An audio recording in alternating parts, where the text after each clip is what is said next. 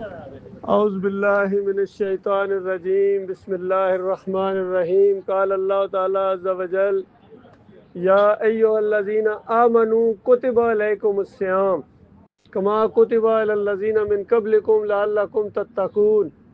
ہمارا مالک ہم سب کو کہہ رہا ہے کہ یا اے انسانوں اور خاص کر ایمانداروں، صرف ان کو خطاب کیا اللہ تعالیٰ نے جو کہتے ہیں ہم مومن ہیں، ہم مسلمان ہیں۔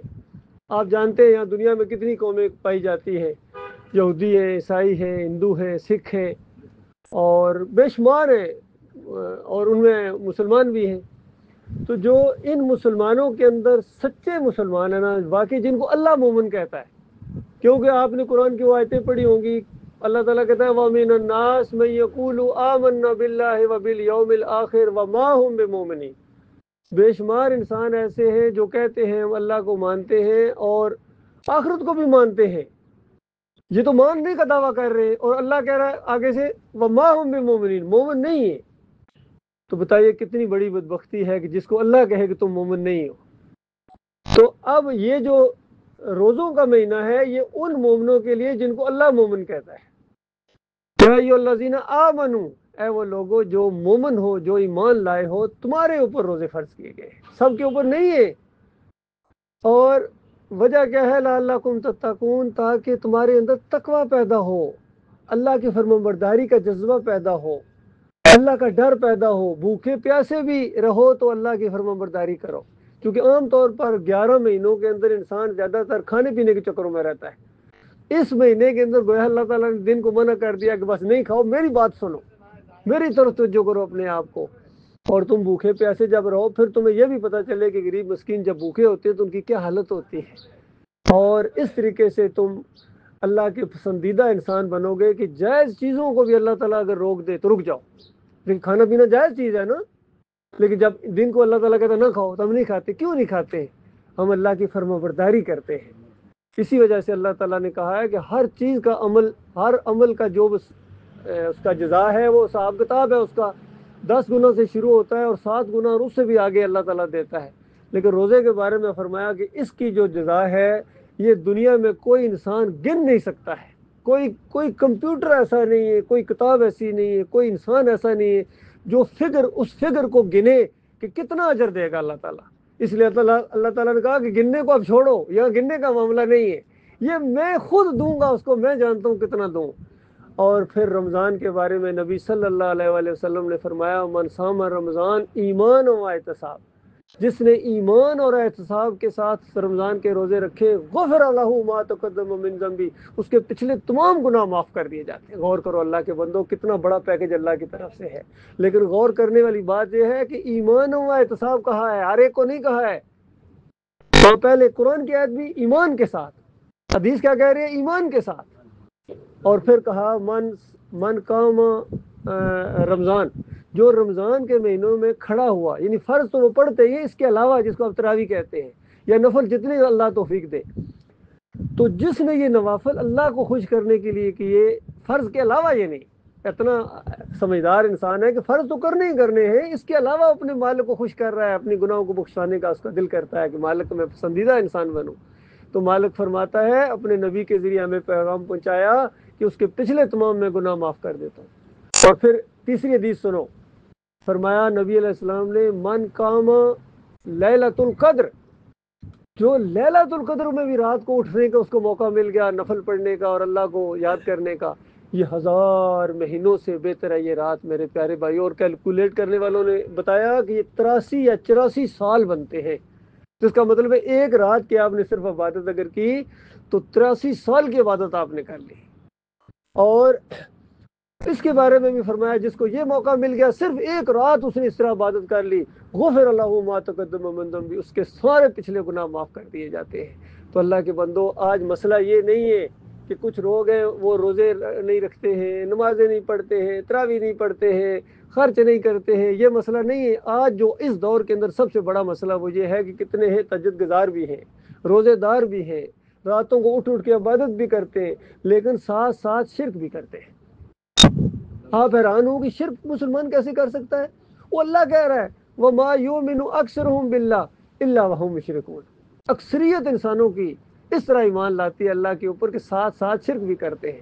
اس طرح کا ایمان اللہ کو نہیں چاہیے. اللہ کو خالص ایمان چاہیے. دیکھو آپ انسان ہو کے ناخالص چیز کو پسند نہیں کرتے. اگر ذرا سے کوئی دودھ میں پانی ملا دے آپ کہتے ہیں نہ نہ نہ. کسی چیز میں ملاوٹ ہو جائے آپ کو پسند نہیں ہے, وہ چیز لینا اچھا نہیں لگتا آپ کو. تو اللہ کیا اپنا دین ناخالص لے لے گا کہ اللہ کی بھی بندگی کریں گے اور پھر تھوڑی سی کسی اور کی بھی کریں گے؟ اللہ بھی داتا ہے اور کوئی اور بھی داتا ہے. اللہ بھی دستگیر ہے کوئی اور بھی دستگیر ہے.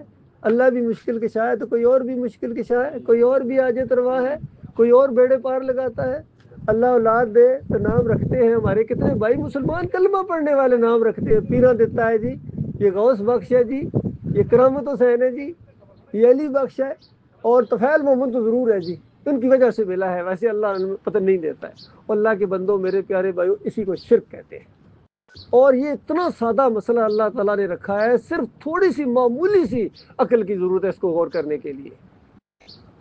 پہلا صفحہ قرآن کا بتاؤ, وہ سورت جو ہر نماز میں آپ پڑھتے ہو, ہر ایک کو زبانی یاد ہے, اللہ کی تعریفیں کرتے ہو. بتاؤ اللہ کے علاوہ کوئی ہے جس کی تعریفیں کرو؟ الحمدللہ رب العالمین الرحمن الرحیم مالک یوم الدین. آپ اعلان کرتے ہیں, چاہے غور نہ کرتے ہو کچھ ہمارے بھائی کا. میں کیا منہ سے کہہ رہا ہوں کہ ساری کی ساری تعریفیں اللہ رب العالمین کے لیے. الرحمن ہے, بہت زیادہ مہربانی کرنے والا ہے, ماں سے زیادہ پیار کرنے والا ہے. رحیم ہے, اور مالک یوم الدین ہے.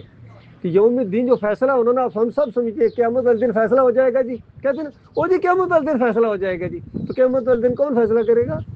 ایک ذات ہے جو فیصلہ کرے گی. اندازہ لگاؤ اس کے ساتھ ہمارا کیا تعلق ہونا چاہیے. فیصلہ جس کے ہاتھ میں, وہاں نہ سفارش چلتی ہے, نہ وہاں پیسہ چلتا ہے, نہ کسی کی چودراہٹ چلتی ہے, یہ نہ خان صاحب کی اپنی چودراہٹ چلتی ہے, نہ کسی بڑے کی چلتی ہے, بڑے افسر کی, نہ وزیر اعظم کی, صدر کی, نہ آرمی چیف کی.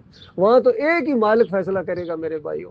اور جو سفارش کا معاملہ ہے, جو بتایا گیا قرآن کے اندر بھی حدیث کے اندر, سفارش ان کی ہوگی جو شرک نہیں کرتے ہیں. یہ یاد رکھیے, سب سے زیادہ سفارش اور شفاعت کریں گے آخری نبی محمد صلی اللہ علیہ وآلہ وسلم. سب سے زیادہ شفاعت کریں گے, سفارش کریں گے. لیکن کس کی؟ یہ بہت دھوکہ دیا گیا, ہمیں نہیں بتایا گیا. یہ تو بتایا گیا بس یہ شفاعت کریں گے, شفاعت کریں. بالکل صحیح ہے, شفاعت کریں گے. کس کی کریں گے یہ نہیں بتاتے. وہ شرک کرنے والے کی نہیں کر سکیں گے. اور ایک میں آپ کو حدیث بتا دوں, آپ حیران ہو جائیں.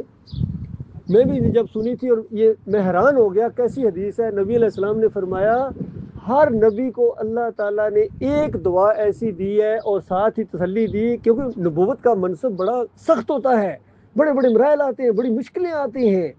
جس طرح نبی علیہ السلام نے فرمایا سب سے زیادہ مشکلیں انبیاء پر آئی ہیں. اور اسی وجہ سے نبی علیہ السلام نے فرمایا کہ اللہ نے ایک دعا, ویسے دعاؤں کو قبول کرنے والا ہے, لیکن ایک دعا ایسی دی ہے ہر نبی کو کہ جب چاہے گا, جس موقع کے اوپر چاہے گا, وہ اسی وقت اسی طرح قبول ہو جائے گی. یہ پیکیج دیا اللہ تعالیٰ نے. اور نبی علیہ السلام نے فرمایا سارے انبیاء نے اپنے اپنے دور میں وہ دعا مانگی ہے. کہتے ہیں نبی علیہ السلام میں نے ابھی نہیں مانگی ہے, اور نہ ہی میں اس دنیا میں مانگوں گا.